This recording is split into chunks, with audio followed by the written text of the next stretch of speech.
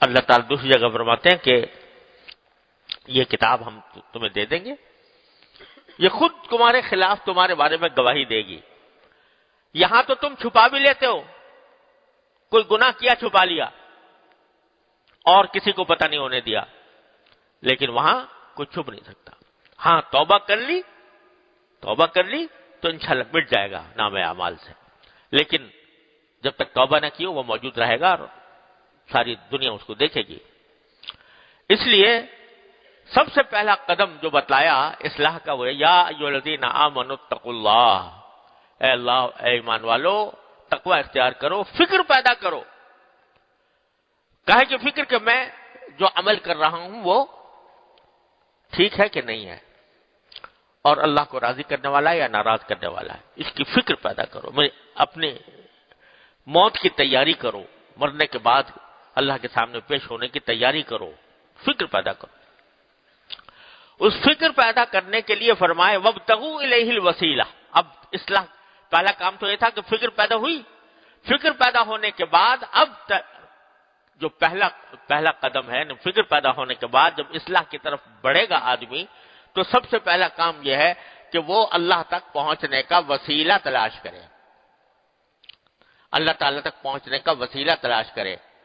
یعنی وسیلے کی تفصیل جیسے میں بار بار عرض کیا ہے، عمل صالح، نیک عمل کرے گا تو جتنا نیک عمل کرے گا اتنا ہی اللہ تعالیٰ سے قریب ہوگا۔ اللہ تعالیٰ سے قریب ہوگا تو اللہ تعالیٰ کا دھیان اس کے دل میں موجود رہے گا ہر وقت۔ اس وقت جو مصیبت آئی ہوئی ہے اصلاح سے پہلے وہ یہ کہ اللہ تعالیٰ کا دھیان موجود نہیں ہے۔ یہ جو حدیث میں فرمایا نبی کریم صلی اللہ علیہ وسلم نے کہ لا یزنی الزانی حین یزنی وہو مؤمن، کہ جب زنا کرنے والا زنا کرتا ہے اس وقت وہ مومن نہیں ہوتا، مسلمان نہیں ہوتا۔ ولا یسرق السارق حین یسرق وہو مؤمن، چوری کرنے والا جب چوری کرتا ہے اس وقت وہ ایمان نہیں ہوتا اس کے اندر۔ تو اس کا مطلب یہ ہے کہ دھیان مفقود ہو گیا ہے۔ اگر اللہ تعالیٰ کا دھیان ہوتا، اللہ تبارک و تعالیٰ کی حاضر و ناظر ہونے کا دھیان ہوتا کہ وہ ہر چیز دیکھ رہا ہے، تو وہ یہ گناہ کا ارتکاب نہ کرتا۔ تو اس واسطے سب سے پہلا کام تو یہ ہے کہ اصلاح کی فکر پیدا کرو، فکر پیدا کرنے کے بعد اللہ تعالیٰ کا دھیان پیدا کرو، اس کے قریب پہنچنے کا راستہ تلاش کرو۔ اور میں نے پچھلی مرتبہ عرض کیا تھا کہ اللہ تعالیٰ تک پہنچنے کے راستے وہ بے شمار ہیں۔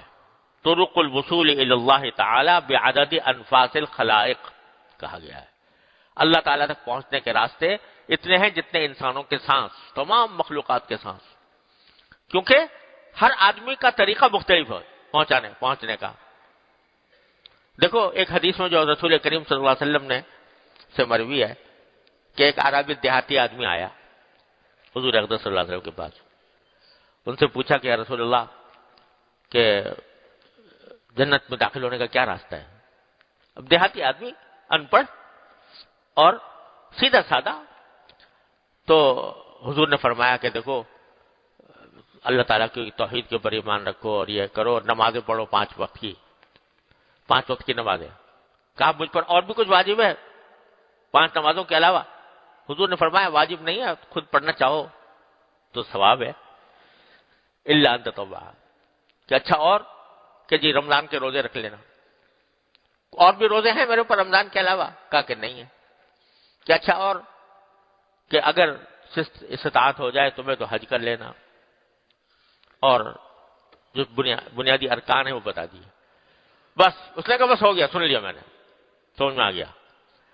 تو لا ازید علی ھذا ولا انقص، جو آپ نے بتا دیا نہ اس میں کمی کروں گا نہ زیادتی کروں گا، ساری زندگی یہ کروں گا۔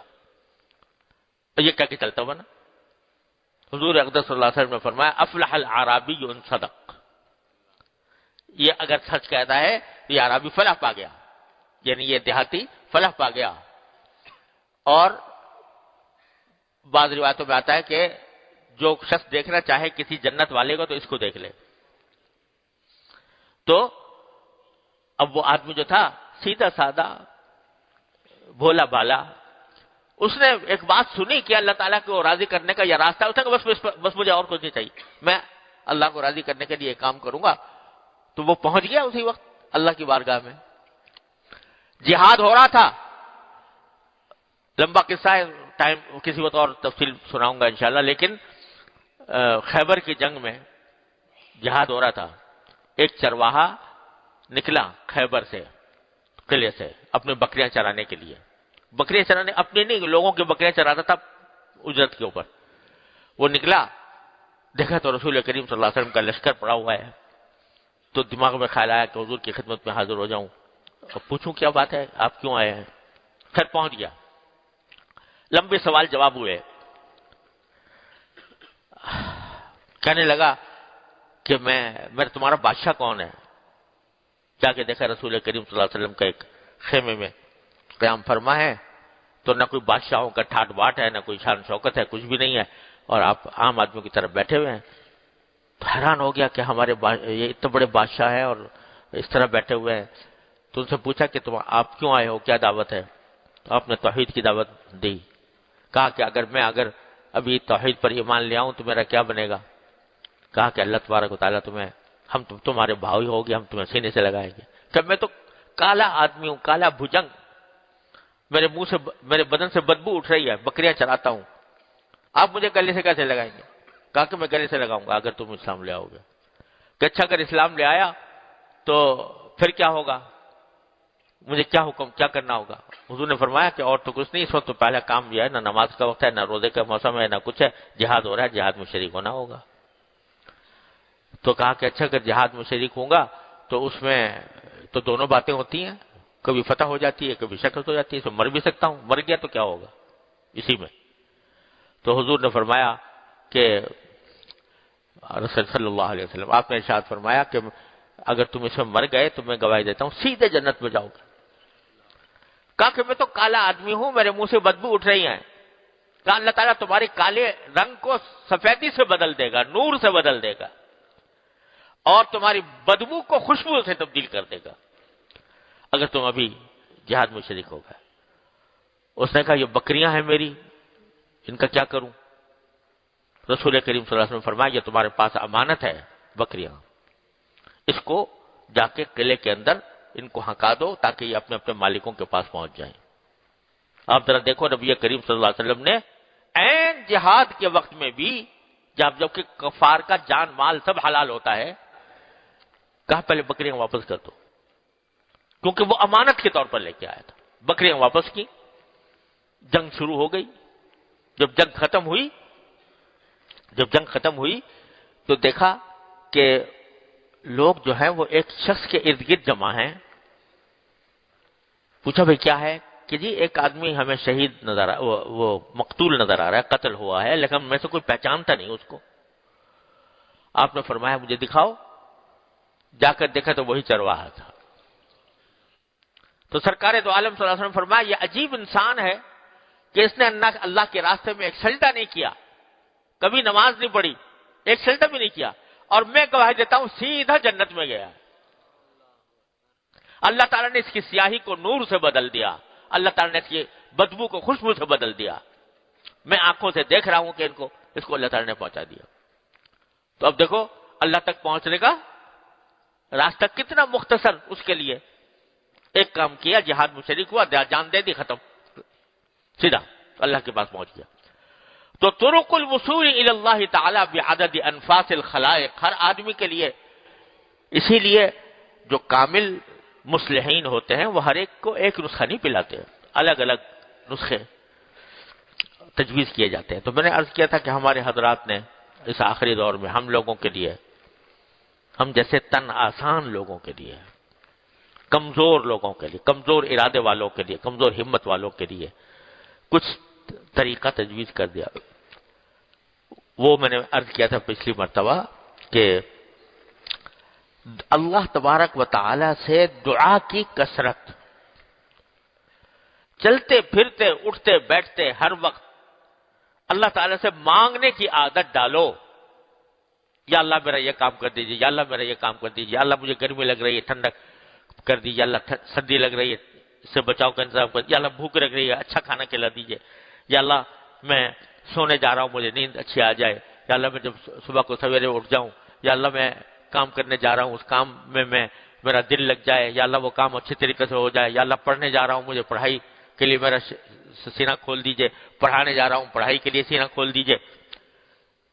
غرض ہر وقت کچھ نہ کچھ اللہ تبارک و تعالی سے انسان مانگ رہا ہو۔ ارے یہ معمولی بات نہیں بتا رہا ہوں، اس کو معمولی نہیں سمجھنا، یہ بہت بڑی عظیم بات ہے۔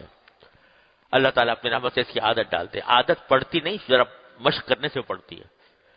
دعا ایسی چیز ہے کہ جو انسان کو اللہ تبارک و تعالی کے قریب کرتی ہے۔ دیکھو کتنی خوبصورت دعا سکھائی، سب مانگا کرو، رسول کریم صلی اللہ علیہ وسلم، عجیب دعا۔ اللہم اجعل لی عندک ولیجہ، اللہم اجعل لی عندک ولیجہ واجعل لی عندک زلفی وحسن مآب۔ اے میرے اللہ مجھے اپنے، کیا ترجمہ کروں اردو میں، مجھے اپنے امور میں دخل عطا کر دیجیے۔ واجعل لی عندک ولیجہ، ولیجہ اصل میں اس شخص کو کہتے ہیں عام طور پر جو کسی کا رازدار ہوتا ہے، رازدار ہوتا ہے، اور جیسے بڑے لوگ ہوتے ہیں، کوئی بادشاہ ہے، کوئی صاحب منصب ہے، اس کے ہاں کثرت سے اس کا آنا جانا ہے، کوئی روک ٹوک اس کو نہیں ہوتی، جب چاہتا ہے وہ پہنچ جاتا ہے کسی بادشاہ کے پاس۔ ولیجہ اس کو حاصل ہے، یعنی اس کو وہاں پر آنے جانے کی ہر وقت سہولت میسر ہے۔ بادشاہ نے اجازت رکھی ہے، بھائی تم میرے خاص آدمی ہو اور جب تمہارا دل چاہے آ جائے کرو۔ وہ شخص ہے ولیجہ۔ ولیجہ کے معنی ولجہ یلیجو سے نکلا ہے عربی زبان میں، ولجہ یلیجو ولوجن کے معنی ہوتے ہیں داخل ہونا، تو ولیجہ کے معنی داخلہ، داخلے کی آزادی۔ تو اللہم اجعل لی عندک ولیجہ، تو مجھے ایسا بنا دیجئے جیسے بادشاہوں کے ہاں بغیر روک ٹوک کے آنے کی اجازت ہوتی ہے، اس طرح مجھے بنا دیجئے۔ کیا معنی؟ کہ میں ہر وقت آپ کے بارگاہ میں حاضری دیتا رہوں۔ ایک حاضری تو وہ ہوتی ہے نا فرض نمازوں کی، جو 5 نمازیں میں مسجد کے اندر حاضر ہے، اللہ تبارک و تعالیٰ کے بارگاہ میں حاضر ہے۔ ایک ہر وقت کی حاضری، صبح شام کی حاضری، کہ کچھ نہ کچھ درخواست لیے کھڑا ہوں میں آپ کی بارگاہ میں، یا اللہ میرا یہ کام کر دیجیے، یا اللہ میرا یہ کام کر دیجیے، یا اللہ میرا یہ کام کر دیجیے۔